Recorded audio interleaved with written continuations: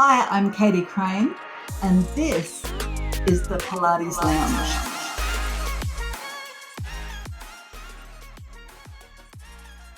Welcome to Season 4, my friends, of the Pilates Lounge podcast. This is a space for movement lovers, Pilates educators, and Pilates professionals who want to think a little bit deeper about the work we do.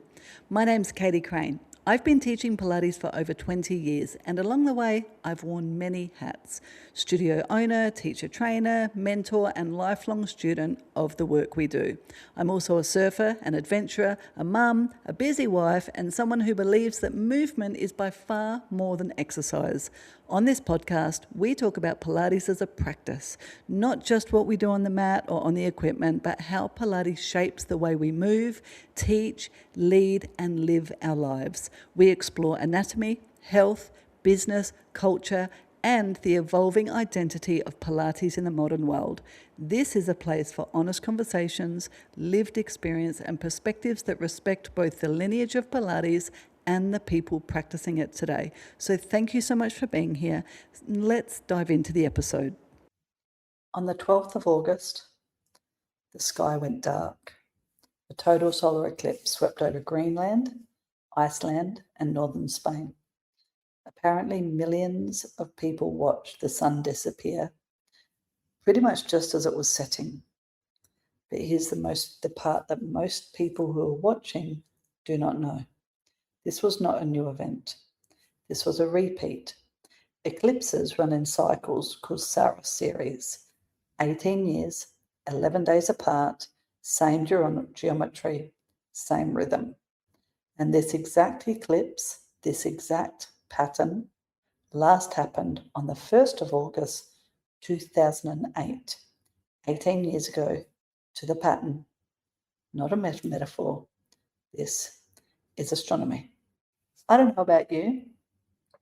I've spent the last couple of weeks reflecting on the person that I have grown into, on what became of the last 18-year cycle. Yes, I admit, I follow the stars. I love astrology.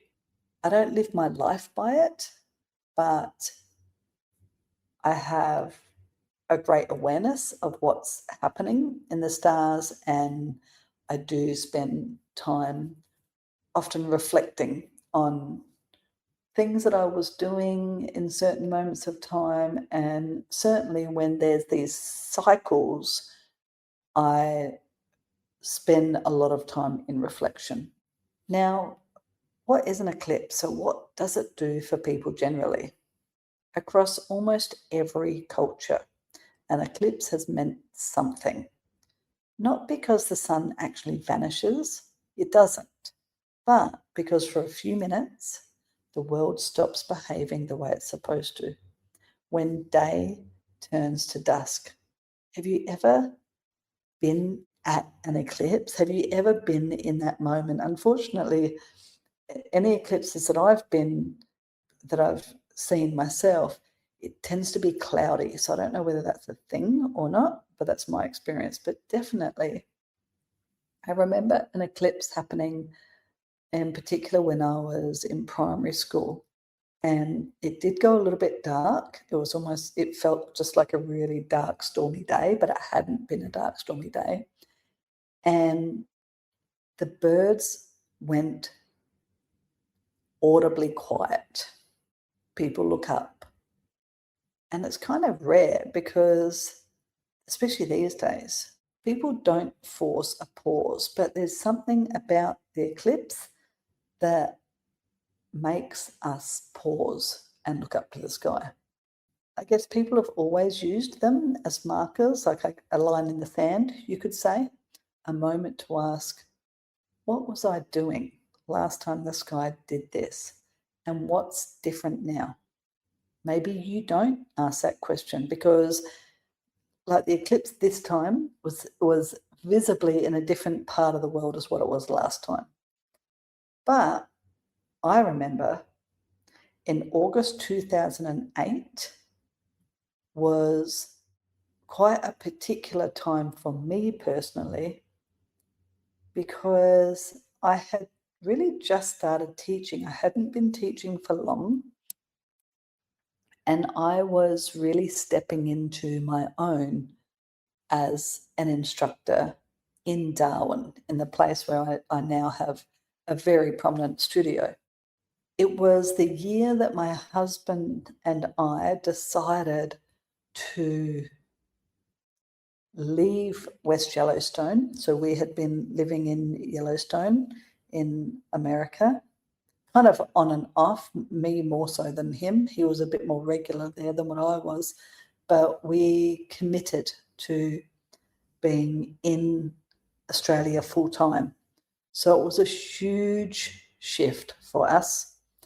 And because we committed to being in Australia full time, I really was able to step into my teaching as a full time profession.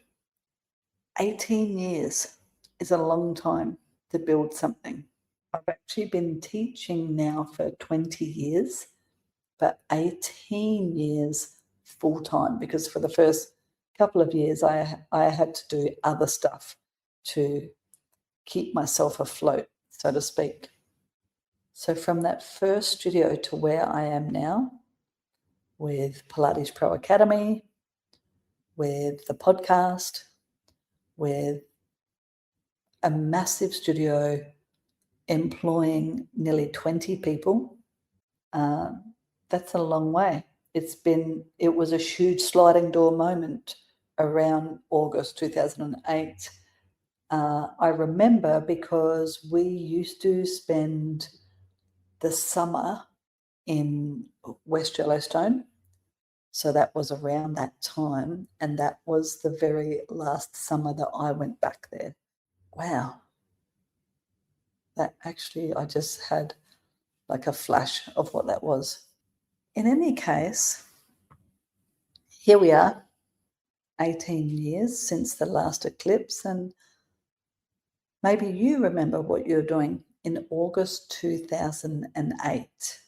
I mean, there was like a massive market crash. A lot of people lost their superannuation savings. I remember a lot of my friends' parents who had set themselves up to retire ended up having to work because they lost their retirement savings in that crash. Of course, Australia did not suffer as much as a lot of places, but that was actually one of the reasons that we decided to move to Australia permanently, was because we were living in a town that really relied on tourism, and it was a little bit unsettling. We really didn't know what that was going to be looking like.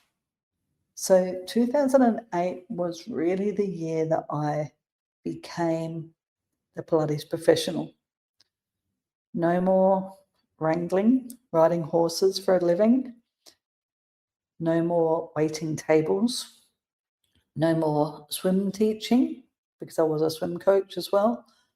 No more retail work. Where were you? What has changed for you in that year? Because the point being that if that was a massive shift, it's not for everybody, but if that was a massive shift in your life, then this time, again, could very well be another massive shift in your life. Now, today's topic is called, Is This the End of Pilates? So, because I love astrology, I have spent the last couple of weeks really reflecting on the last 18 years, who I have become, who I am becoming, and what comes next. What comes after 18, 20 years of teaching Pilates? Do you just keep going, being the person that you are, or do you morph again into the next person? I mean, I can tell you now that the last 20 years of teaching, I have become a very different teacher than what I was at the beginning. And now I've got multiple businesses, teacher training, podcast, studio. but I wonder what comes next. And I really have been wondering this because I'm seeing such a huge shift in the industry.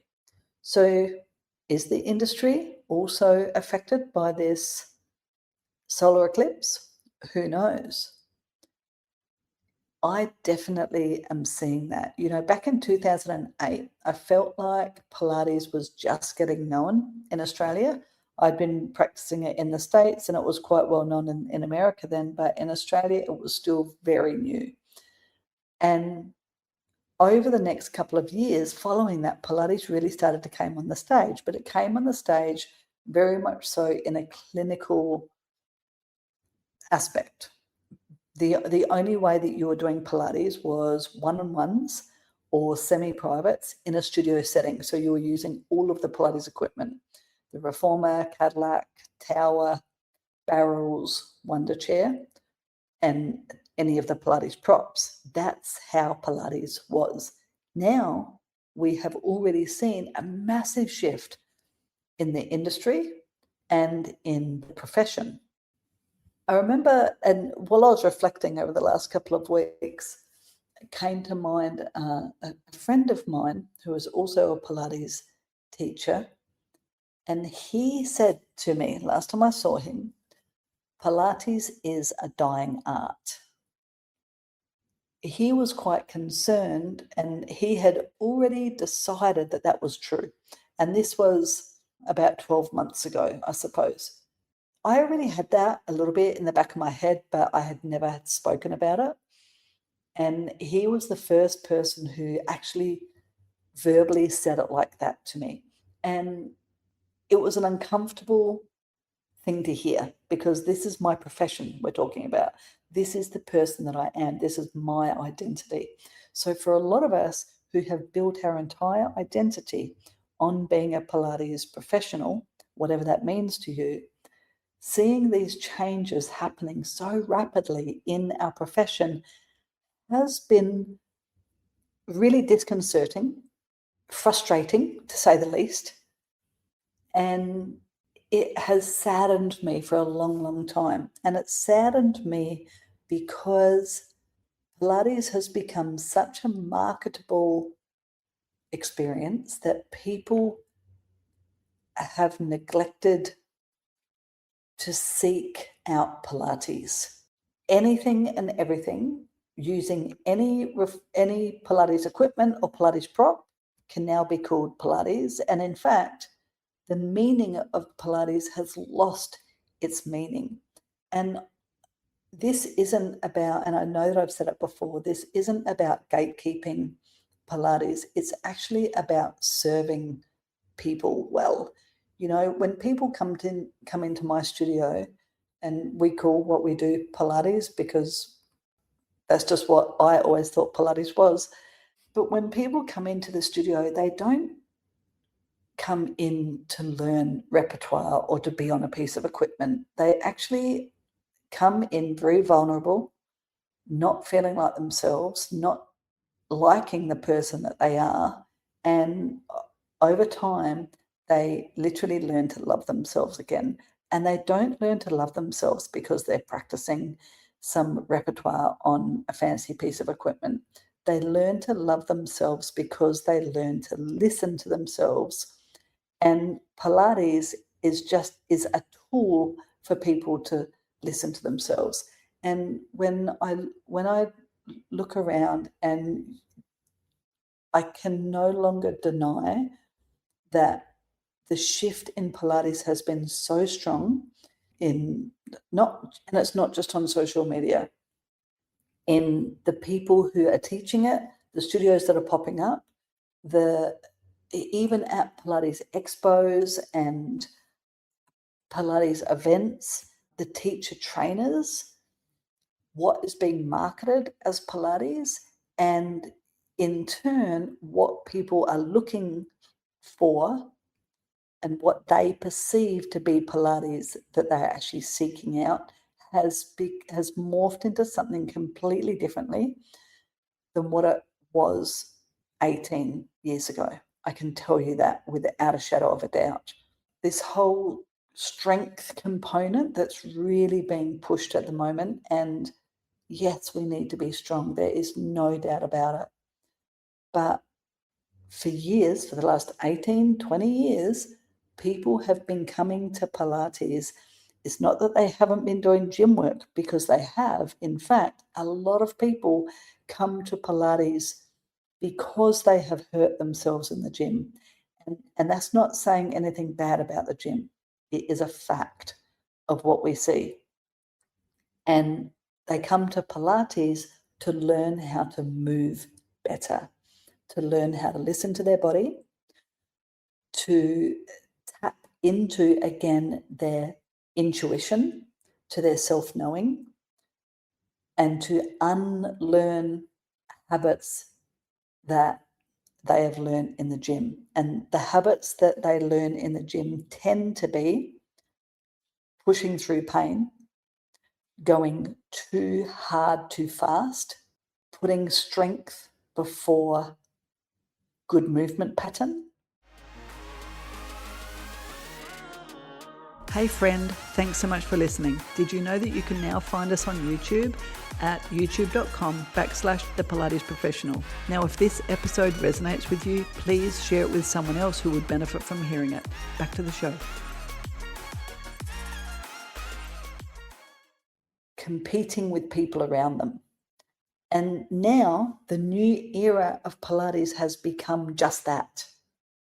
So what I'm mourning is the fact that if you add on 5-10 kilo weights to your reformer session, your focus is no longer on innately listening to your own needs. Your focus now becomes, how can I keep doing everything that I'm doing right now? How can I keep doing without failing?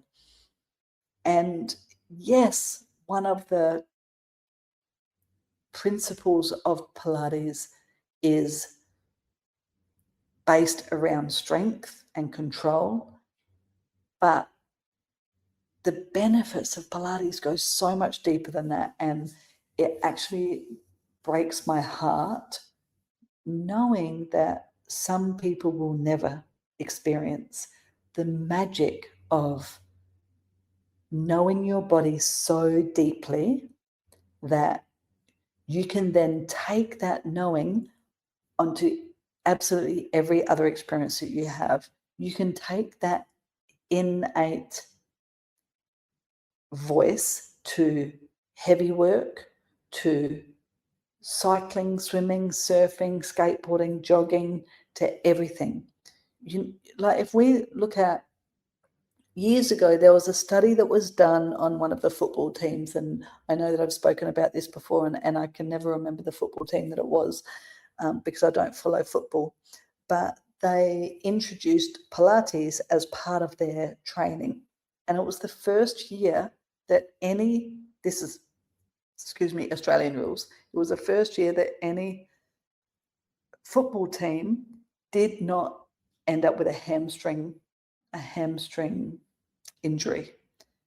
That is what Pilates does. Those guys were still doing strength work, there's no doubt about it.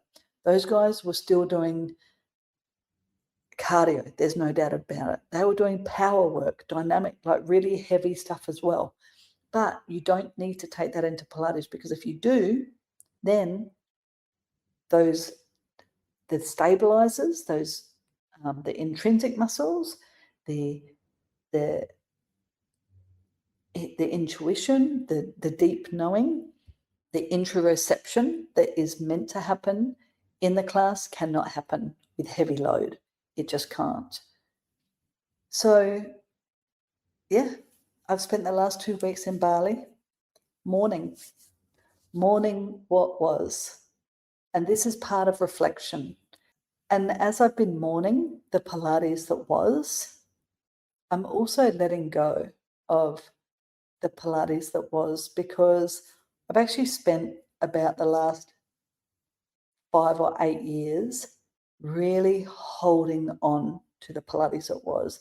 I kept wanting to bring that to everybody. I kept insisting that our students receive that really in-depth training from the get-go.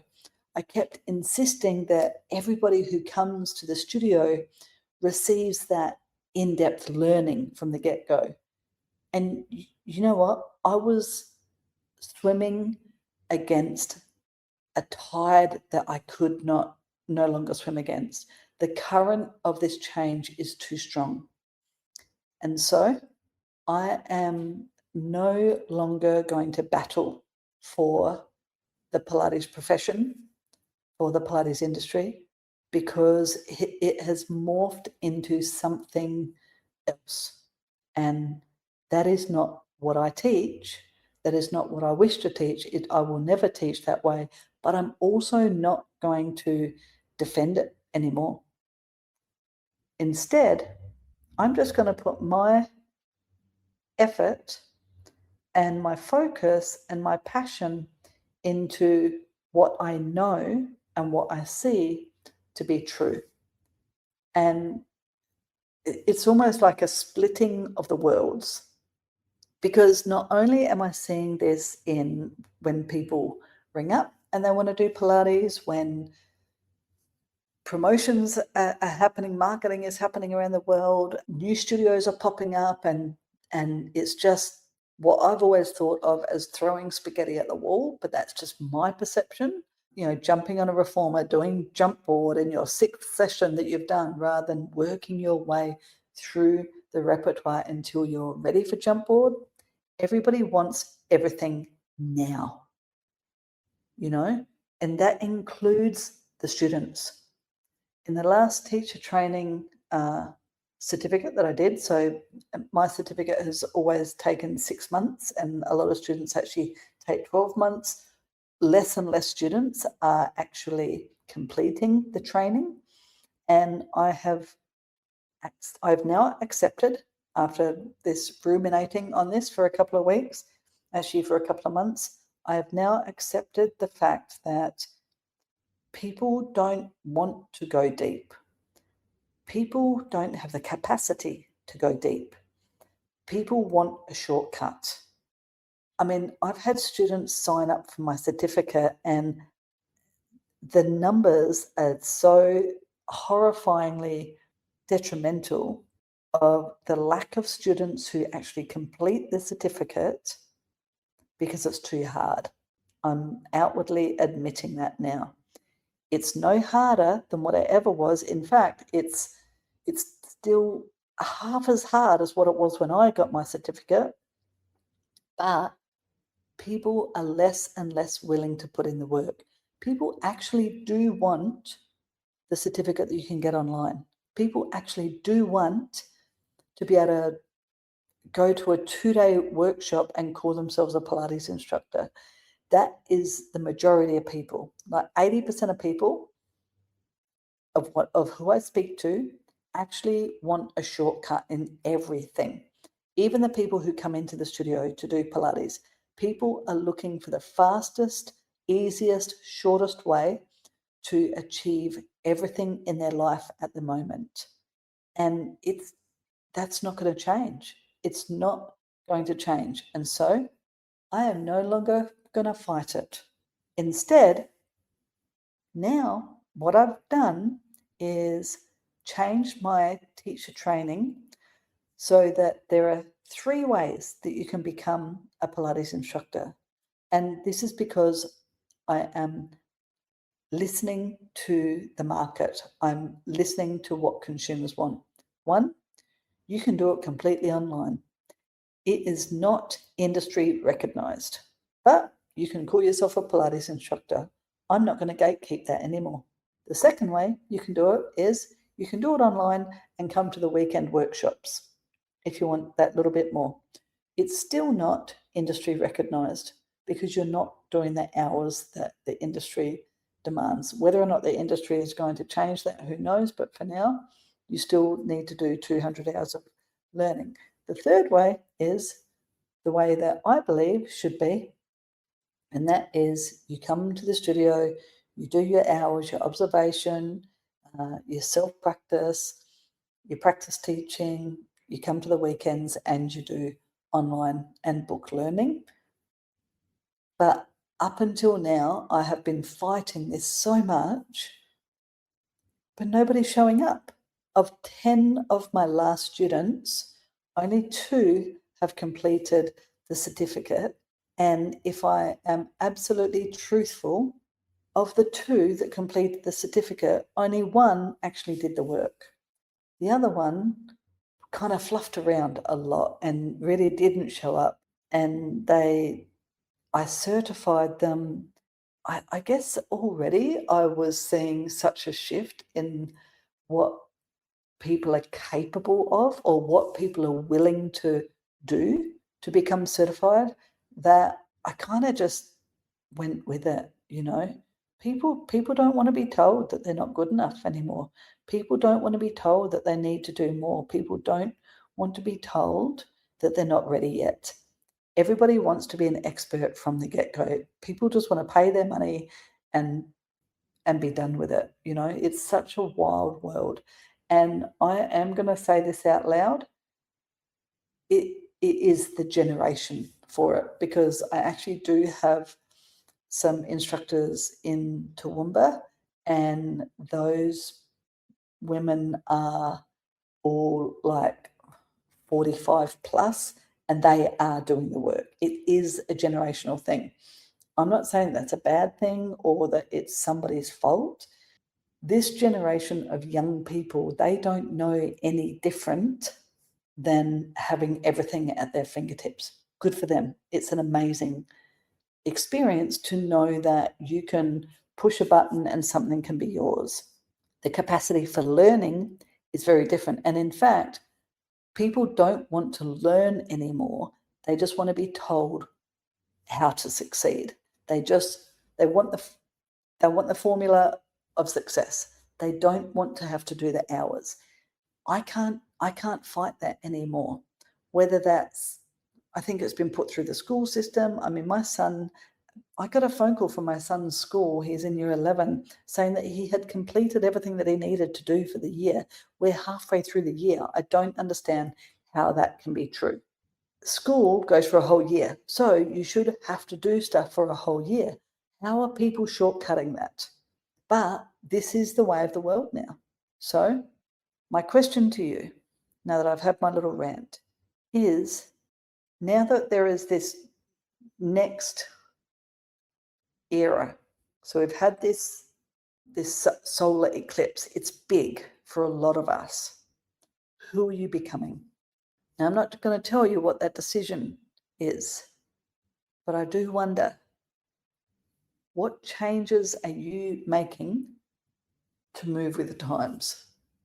Because like I said, I fought this for a long, long time. But it was like I was fighting an invisible monster. It's like I was fighting my own shadow. It's like I was trying to hold on to a marriage that had already failed. It's just wild, isn't it? I'm old school. I'm conservative. I believe that hard work is good work. But I'm a lone wolf, it seems, in this world. And it's not what people want. That's it for today. That was my whole, is this the end of Pilates? What comes next? Who knows? Is this a sign of the times? Absolutely. Yes, it is. I do wonder how many people are still out there fighting the fight. I know that the people who come to me, I don't even know if what I'm doing is Pilates anymore, to tell you the truth. It actually makes me question, what is Pilates? Because I can't gatekeep that word. I can't gatekeep that name. I can only teach what I know. And I will continue to do that. But this next wave of what people are teaching is so far from what I have taught for the last 20 years that I don't even identify with it at all. And there's nothing that I can do about that. So I am now an observer of Pilates, or of what Pilates is becoming. I'm just going to continue doing my thing, but I don't even know if it's Pilates I know that what I'm doing is helping people move better, is making people feel better, is actually giving people control of their body back. So to me, contrology isn't about having controlled movement. It's about having control of your body because you understand without having to be told what your body needs. Food for thought. I would love to hear from you guys about this one because I, I, I mean, it's a big topic at the moment. There's no doubt about it. A lot of people are talking about it, and I wonder if anybody will be gatekeeping this anytime soon. Things are happening so fast in the world, in the industry, in this profession. Who are we becoming? Is this the end of Pilates? Tell me. Reach out to me. Love to hear from you. Hope you're well. My name is Katie Crane. This is the Pilates Lounge podcast. Oh my gosh, I'm going to have to change the name. See you next week.